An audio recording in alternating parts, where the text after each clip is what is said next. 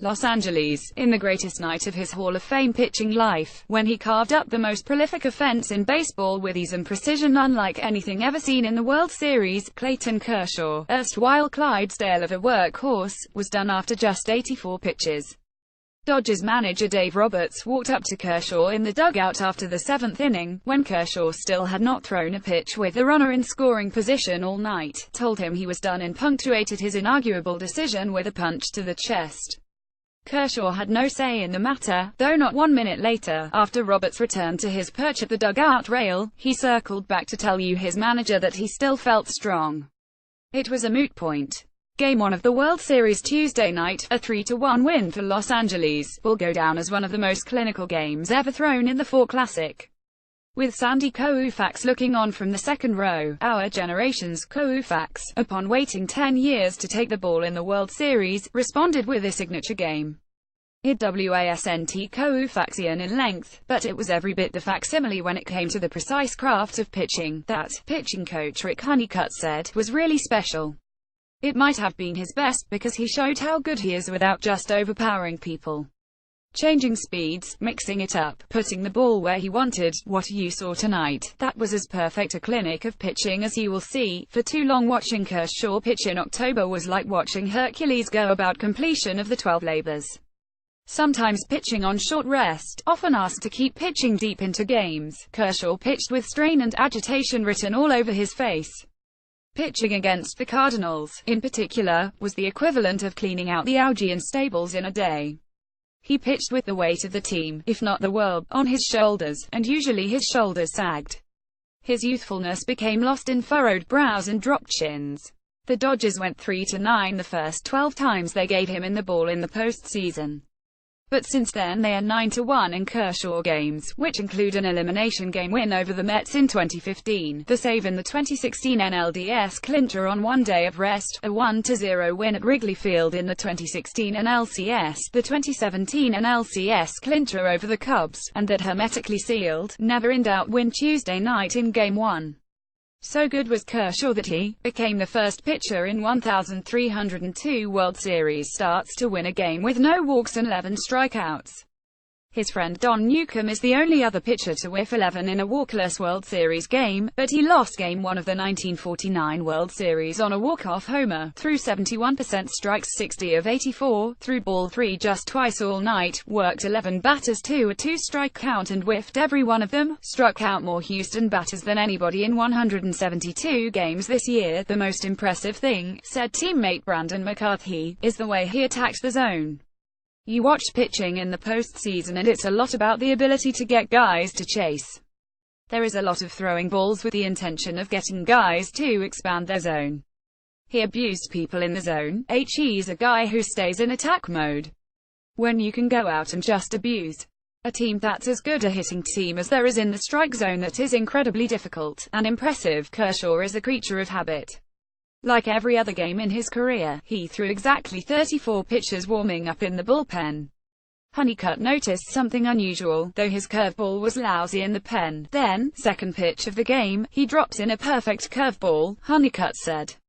I thought, okay, that made a statement early. When you have to cover 3 pitches in a 20-mile-per-hour window as a hitter, it's going to be tough. Kershaw sliced the bottom and sides of the strike zone with his laser-like fastball.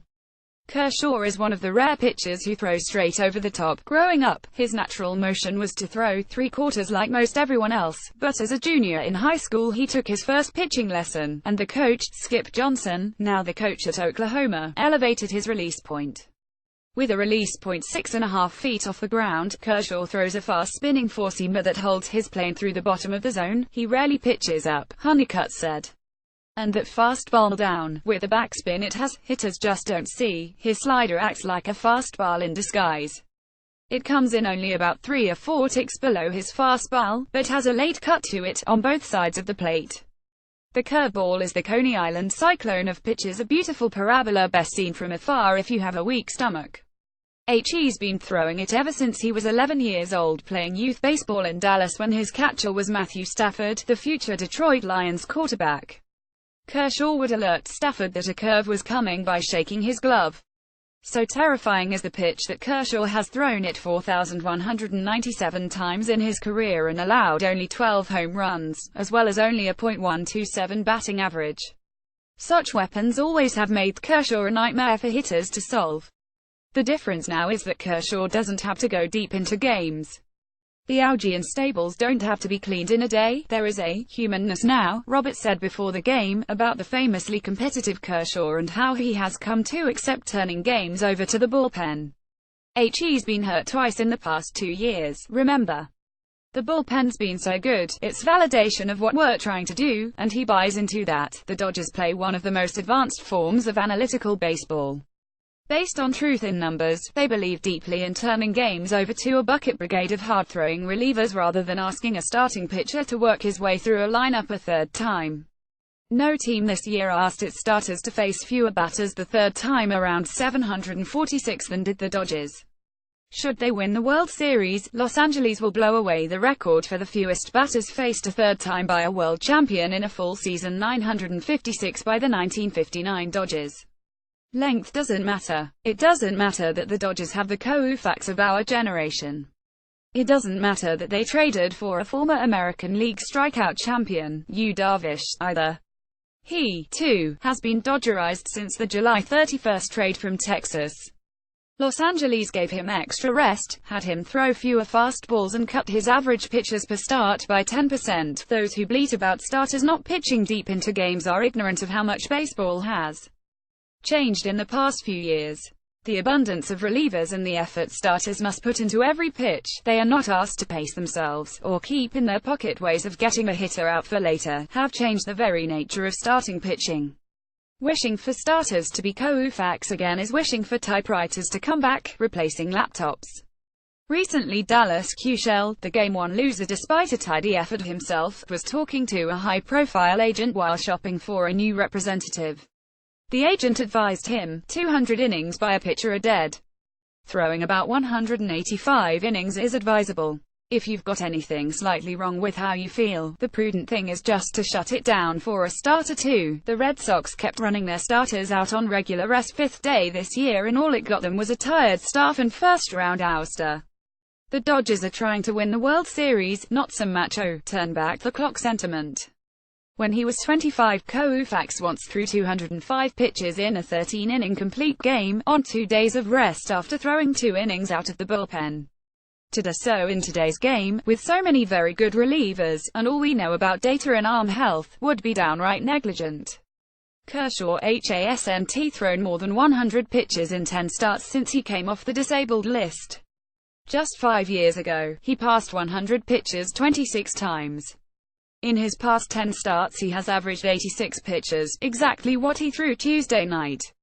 An 86-pitch pitcher now, Kershaw is rolling in the postseason without the physical or mental strain. He is 30 this postseason with a 2.96 ERA. The Dodgers are 4-0 when he takes the ball this October. They are 3 wins from their first World Championship since 1988, the World Series, Dodger Stadium. It was pretty cool, Kershaw said about the biggest stage after his work was done. There was a lightness about him that has been missing, despite all of his success. Brandon Morrow and Kenley Jensen mowed down 6 straight hitters after Roberts told Kershaw his work was done. It's beginning to make sense now, to Kershaw himself, and to those who have been watching Roberts all year get starters out of the game even before the first sign of trouble. This is the modern game. And Kershaw no longer has to be Hercules.